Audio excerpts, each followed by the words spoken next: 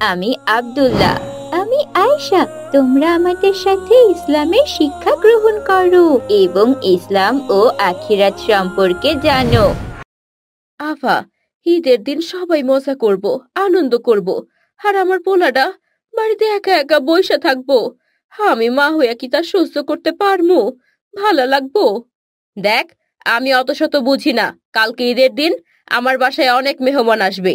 এত সব কাজ কি আমি একা করব? আর কাজ যদি আমিই করি, তাহলে তোকে রাখছি কেন? তুই কালকে সারা দিন এইখানেই কাজ করবি। আমি না লোকের বাড়িতে কাজ করে খাই। তার একটি 10 বছরের ছোট্ট ছেলে আছে। লোকের বাড়িতে কাজ করেই সে ছেলেকে মানুষ করছে। আব্দুল্লাহ, ওঠ রে বাবা, ওঠ। আমাকে আবার কাজে যাইতে হইব। তাড়াতাড়ি ওঠ। রোজ রোজ তোমারে কেন কাজে যাইতে হইব আম্মা? একদিন কি তুমি আমার লগে থাকতে পারো না? কাজ না করলে খাইমু কি? তরে খাওয়ামু কি? পড়ামু কি দিয়া? তোর লাইগাই তো আমি কাজে যাই বাপ। আমার প্রত্যেক দিন বাড়িতে একা থাকতে একটুও ভালো লাগে না আম্মা। তুমি কি একটু তাড়াতাড়ি ফিরতে পারো না? লোকের বাড়িতে কাজ করি, যখন ছুটি দিব তখনই তো আইমু। এখন বেশি কথা না কইয়া তাড়াতাড়ি উঠা পড়। বেশি শুইয়া থাকলে রোজা রাখতে অনেক কষ্ট হইব। আচ্ছা আম্মা, আমি উঠতাছি। কিন্তু তুমি আজকে একটু তাড়াতাড়ি ফিরে আইবা। আমার একলা থাকলে ডর লাগে। দেহ পোলার কথা, পুরুষ মানুষের আবার ডর থাহে নাকি? আইসা বাপ, আমি আজকে একটু তাড়াতাড়ি ফিরে আমো। এখন তাইলে আই আব্বা, আল্লাহ হাফেজ। আল্লাহ হাফেজ আম্মা।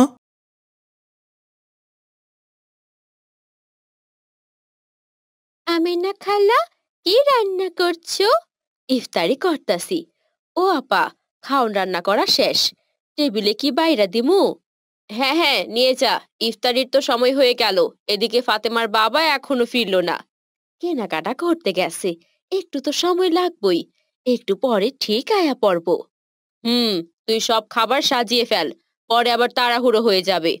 আইসা আফা, আমি সাজাইতাছি। কিছুক্ষণ পর ফাতেমার বাবা বাড়ি ফেরে। কাঁধে তার বাজারের ব্যাগ নামিয়ে বলে, উফ, অনেক ধকল গেল আজ। মার্কেট ঘুরে ঘুরে কেনাকাটা করা বড্ড ঝামেলার। আম্মু কই তুমি? বাবা আইসা গেছে। ওই তো ভাইজান আয়া পড়ছে। আপা, ভাইজান, আপনি হাত মুখ ধুইয়া আহেন, ইফতারির সময় হইয়া গেছে। হ্যাঁ হ্যাঁ, আমি বরং তাই করি। ফাতেমা, তুই তোর জামাটা দেখে নে। আচ্ছা আব্বু। ফাতেমা কাপড়ের ব্যাগ থেকে নতুন জামা বের করে দেখতে থাকে। বাহ ফাতেমা, তোমারে খুব মানাইব এই জামাটা। আচ্ছা খালা, তুমি কিচ্ছু কেননি? আমি আর কি কিনবো? আমগো কি ঈদ আছে নাকি? ঈদ তো সবার, তোমার কেন হবে না? তোমার তো একটা ছোট ছেলে আছে, ওর জন্য কিছু কেননি? না, এখনো কেনা হয় নাই, কিনবো পরে। পরে? কালকেই তো ঈদ, আবার পরে কখন কিনবে? ও নিয়া তুমি চিন্তা কইরো না। টেবিলে বইসা পড়ো, এখনই আজান দিব। এরপর ফাতেমা জামা রেখে টেবিলে বসে পড়ে।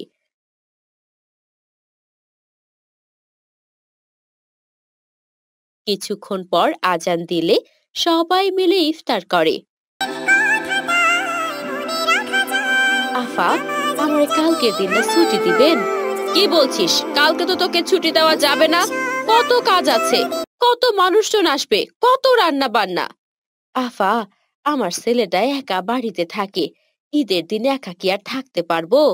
যাই বলিস না কেন, আমি তোকে কালকে ছুটি দিতে পারবো না। তোকে ছুটি দিলে আমার বাড়ির কাজগুলো কে করবে বল? কিন্তু আফা, আমারে তো কালকের দিনটা ছুটি দেওয়ানি লাগবো।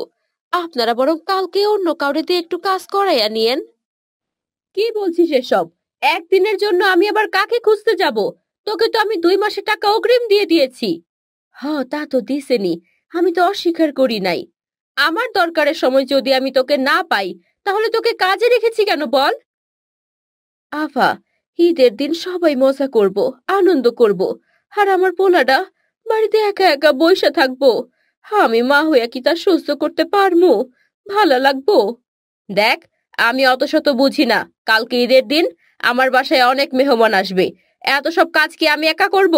আর কাজ যদি আমিই করি, তাহলে তোকে রাখছি কেন? তুই কালকে সারাদিন এইখানেই কাজ করবি, রাতে বরং তোর ছেলেটাকে সময় দিস। আচ্ছা কাল আসুম, কিন্তু আমার একটু তাড়াতাড়ি ছুটি দেওয়ান লাগবো। আচ্ছা কালকে দেখা যাবে, এখন রাতের খাবার বসায় দে, তোর ভাইজান একটু পরে এসে খাবে। আচ্ছা আফা।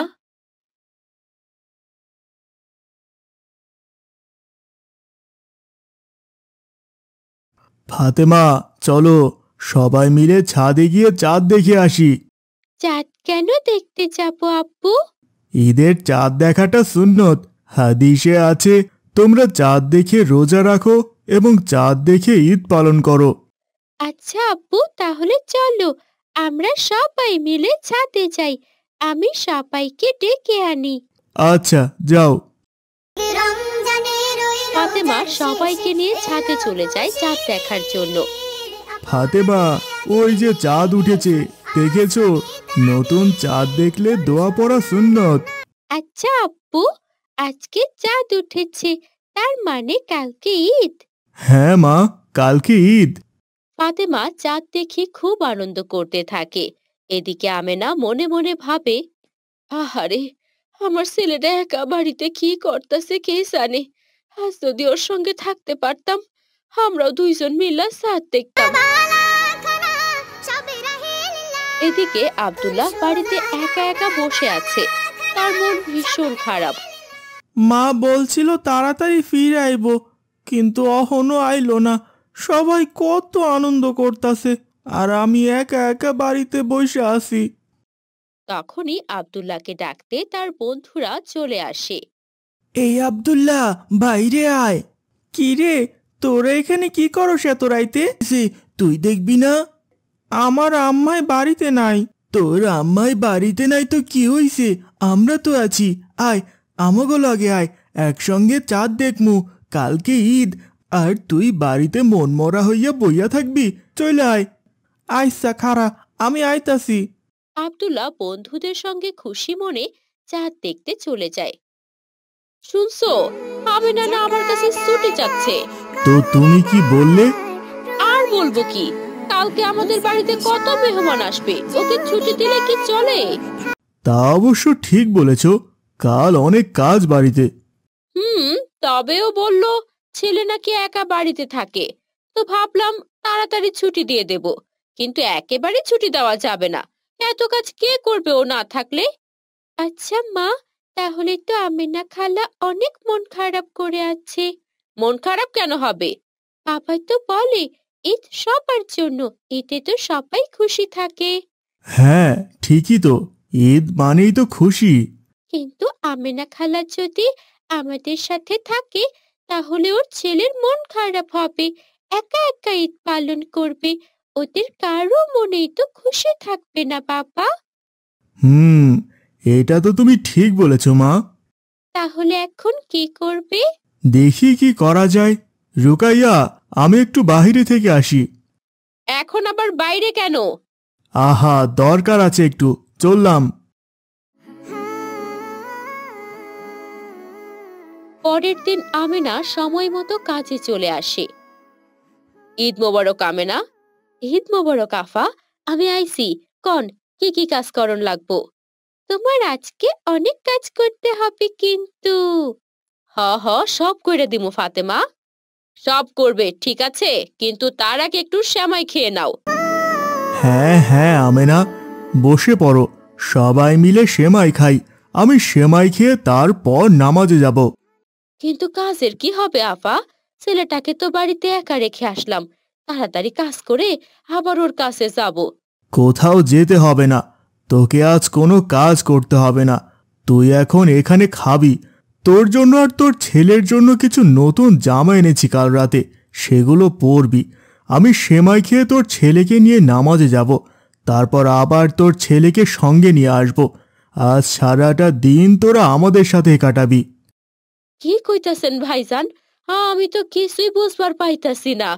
কিছু বুঝতে হবে না, ঈদের দিনই শুধু আমরাই আনন্দ করব। তোদের কি কোনো আনন্দ নেই? বসে পড়। আমিনার চোখ দিয়ে পানি পড়তে লাগলো। সে কাঁদতে কাঁদতে বলে, আপনাদের মতো ভালো মানুষ হয় না ভাইজান। আমি যে কত খুশি হইছি। খুশি তো হবেই, আজকে তো ঈদ, আর ঈদ মানেই হলো খুশি।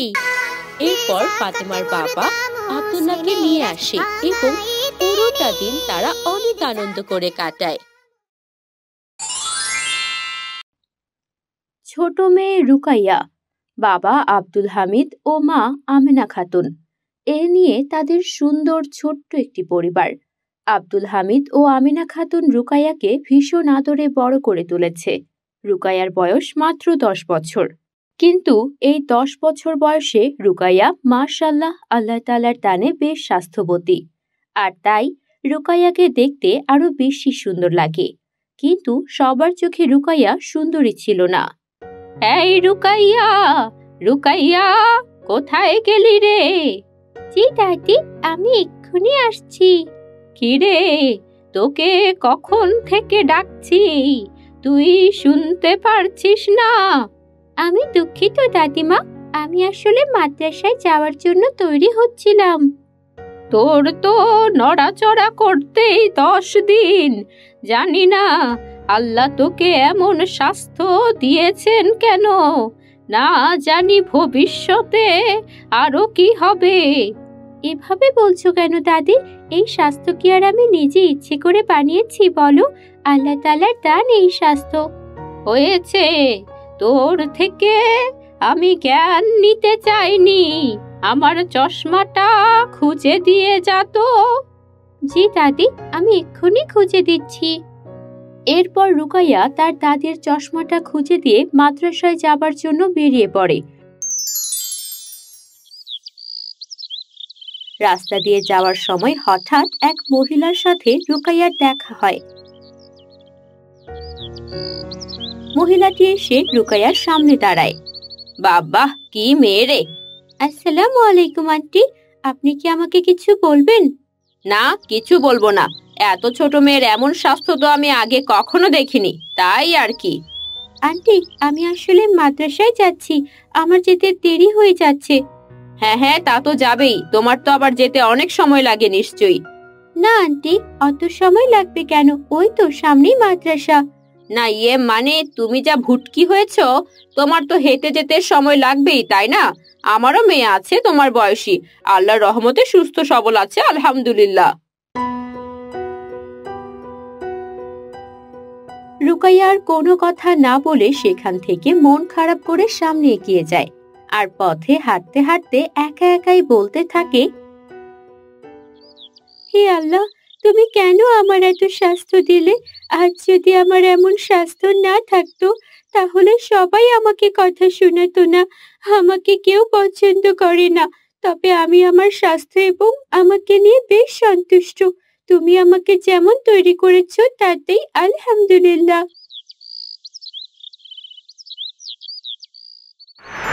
এইসব কথা বলতে বলতেই রুকাইয়া তার মাদ্রাসায় পৌঁছে যায় এবং মাদ্রাসায় পৌঁছে তার শ্রেণীকক্ষে গিয়ে যখনই বসতে যাবে, এই রুকাইয়া, তুমি আমার বেঞ্চে বসো না, 3 জন করে বসার নিয়ম, কিন্তু তুমি বসলে আরেকজন তো বসতে পারে না।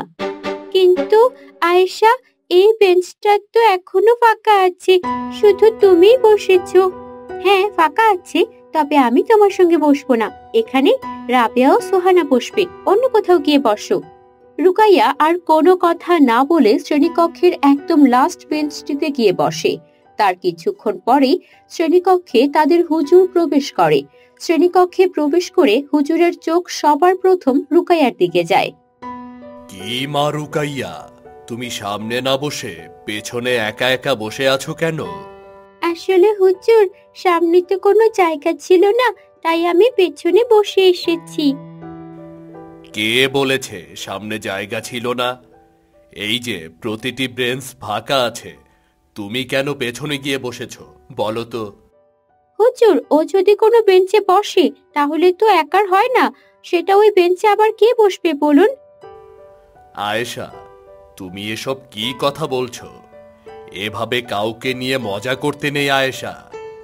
তুমি রুবাইয়াকে ছোট করে কথা বলছো। আমি আবার রুকাইয়াকে ছোট করে কথা বললাম কখন হুজুর? যা সত্যি তাই তো বলেছি। প্রতিটি বেঞ্চে 3 জন করে বসার নিয়ম আছে ক্লাসে, কিন্তু ও যদি কোনো বেঞ্চে বসে তাহলে সেখানে আর একজনের বেশি বসা যায় না, তাই তো আমরা কেউ ওর সাথে বসি না। এগুলো একদমই ঠিক নয় আয়েশা। তোমরা পুরো ক্লাস রুকাইয়াকে নিয়ে হাসি তামাশা করো, এসব কি ঠিক? আমাদের ইসলামে এসব বলা আছে? বলো, আমাদের ইসলামে বলা আছে কখনো কাউকে নিয়ে ছোট করে কথা বলা উচিত নয়, কিংবা কারো শারীরিক গঠন নিয়ে কখনো কাউকে খোঁটা দিয়ে কথা বলা উচিত নয়। এগুলো আমাদের ইসলামিক বিধানে নিষেধ করা আছে। হুজুর, আমাদের পুরো ক্লাস জুড়ে কিংবা পুরো মাদ্রাসায় ওর মতো একটাও মোটা মেয়ে নেই। এটাকে মোটা বলে না আয়েশা, ও একটু স্বাস্থ্যবতী, এছাড়া আর কিছুই নয়। আল্লাহ তাআলা তোমাকে যেমন বানিয়েছে রুকাইয়াকেও তেমন বানিয়েছেন। ঠিক আছে, আমি আর তোমাদেরকে কিচ্ছুটি বলবো না। তোমরা একদিন নিজেরাই বুঝতে পারবে এবং রুকাইয়ার কাছে ক্ষমা চাইবে। হুজুর তাই ক্লাস নিতে শুরু করে। এভাবে বেশ কয়েকদিন কেটে যায়। সব সময় রুকাইয়াকে ছোট করে কথা বলতো সবাই। মোটা, ভুটকি, আরো কত কি নামে ডাকতো রুকাইয়াকে। একদিন আয়েশা তার হাত ভাঙা অবস্থায় মাদ্রাসায় আসে। আয়েশার হাতে প্লাস্টার করা ছিল, আর এই দেখে বাকি শিক্ষার্থীরা আয়েশাকে নিয়ে মজা করতে থাকে। আয়েশা, এ কি, তোমার হাত তো ভেঙে গেছে, এবার তুমি কি করবে? কিভাবে হাত দিয়ে কাজ করবে? হ্যাঁ সোহানা, তুমি তো আমার বান্ধবী, তুমি এভাবে কেন বলছো?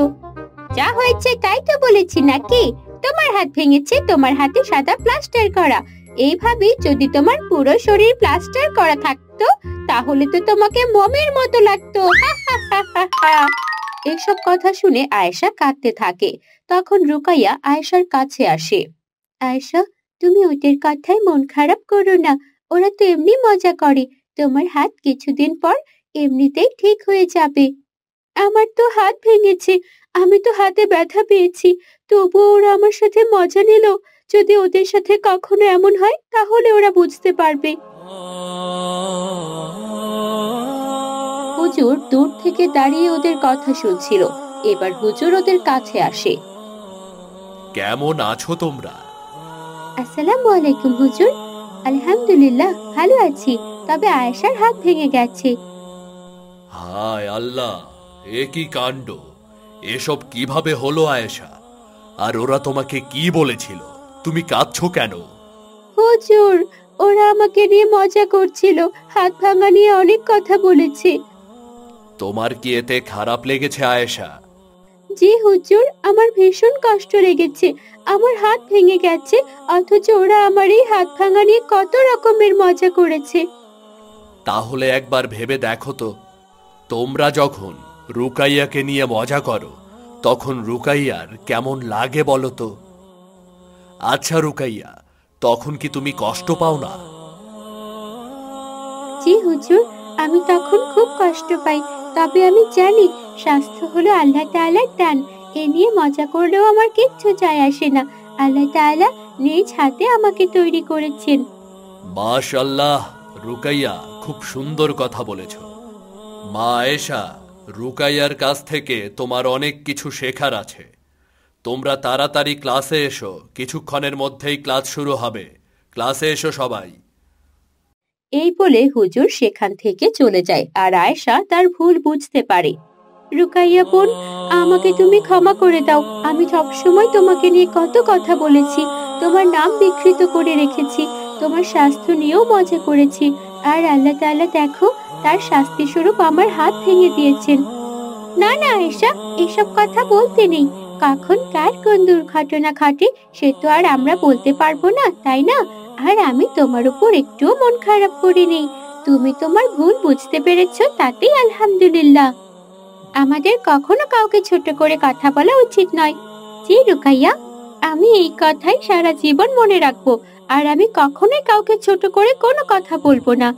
আলহামদুলিল্লাহ, এবার চলো ক্লাসে চলো।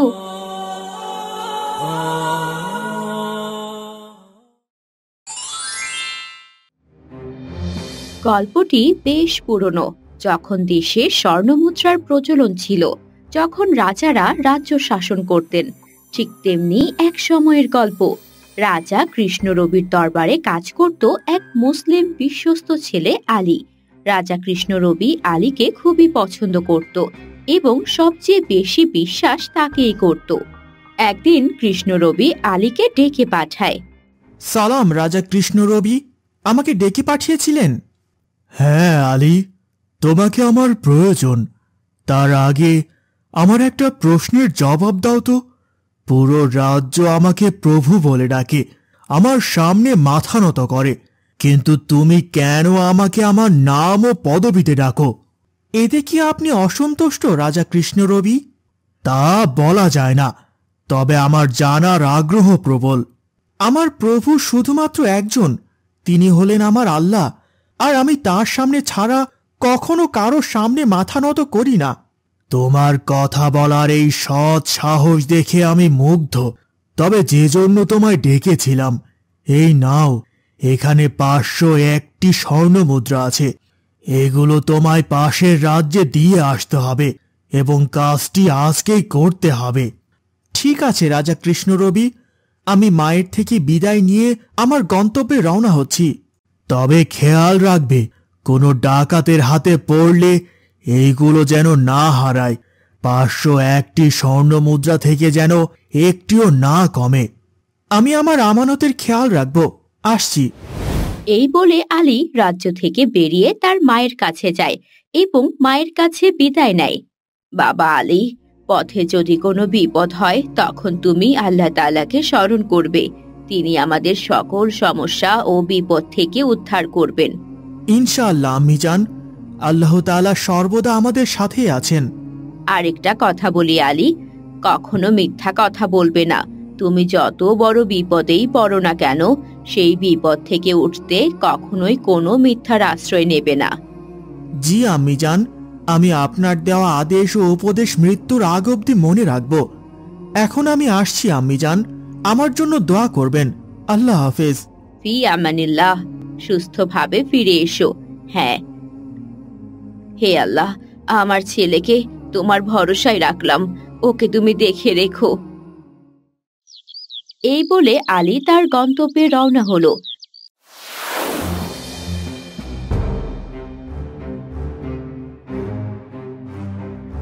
দু তিনটে গ্রাম পার হওয়ার পর লোকেরা তাকে জিজ্ঞাসা করতে শুরু করলো সে কোথায় যাচ্ছে এবং কেন যাচ্ছে। এই যে বাবা, তুমি কে? এই গ্রামে তো তোমাকে আগে কোথাও দেখিনি, আরে যাচ্ছই বা কোথায়? আসসালামু আলাইকুম, আমি আলী। আমি কৃষ্ণ রবি রাজার রাজ্যের বাসিন্দা। আমি যাচ্ছি পাশের রাজ্যে। সেখানে আমার কিছু জরুরি কাজ আছে যা রাজা করতে দিয়েছেন। কিছু মনে না করলে আমাকে বলবে তুমি কেন যাচ্ছ সেখানে? তোমাকে দেখে ভীষণ কৌতূহল হচ্ছে আমার। জি নিশ্চয়ই, কেন নয়। রাজা কৃষ্ণ রবি আমাকে 501টি স্বর্ণ মুদ্রা দিয়েছে পাশের রাজ্যে পৌঁছে দেওয়ার জন্য, আর আমি এখন সেগুলো নিয়েই পাশের রাজ্যের জন্য রওনা হয়েছি। 501টি স্বর্ণ মুদ্রা, সে তো অনেক। তা আমি জানি না, তিনি আমাকে দায়িত্ব দিয়েছেন আর আমি তাই পালন করছি। এই যে তুমি আমাকে স্বর্ণ মুদ্রার কথা বলে দিলে, এখন যদি আমি তোমার কোনো ক্ষতি করি? আপনি যদি আমার ক্ষতি করতেন তাহলে প্রথমেই করতেন। আর আল্লাহ তাআলা আছেন, আমি তাকে ভরসা করি। আমি বিশ্বাস করি আমি কোনো বিপদে পড়লে আল্লাহ তাআলা আমাকে ঠিক রক্ষা করবেন। সত্যি তুমি অনেক সৎ একটা ছেলে। আল্লাহ তোমার সহায় হোক। সাবধানে যেও, সামনে একটা জঙ্গল আছে, সেই জঙ্গলটাতে অনেক ডাকাতের বাস। তুমি যদি তাদের পাল্লায় পড়ো তাহলে তুমি তোমার স্বর্ণ মুদ্রা নিশ্চিত হারাবে। তুমি ভুলেও তাদেরকে স্বর্ণ মুদ্রার কথা জানাবে না, তাহলে এটা তোমার বোকামি হবে। আপনার এই পরামর্শের জন্য ধন্যবাদ চাচা, আমার জন্য দোয়া করবেন। আমি তবে এখন আসি। আল্লাহ হাফেজ। আল্লাহ হাফেজ। আলীর সততার কারণে লোক তাকে ভীষণ পছন্দ করতে শুরু করলো। পথে যেতে যেতে অনেকের সাথে আলীর পরিচয় হলো। অবশেষে আলী এসে পৌঁছালো সেই জঙ্গলে যেই জঙ্গলের কথা আলীকে অপরিচিত সেই চাচাকে বলেছিল।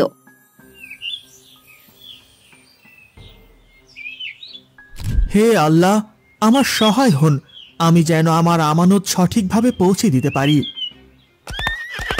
ঠিক তখনই কয়েকটা উষ্টপুষ্টি লোক চেঁচিয়ে এসে দাঁড়ালো আলীর সামনে।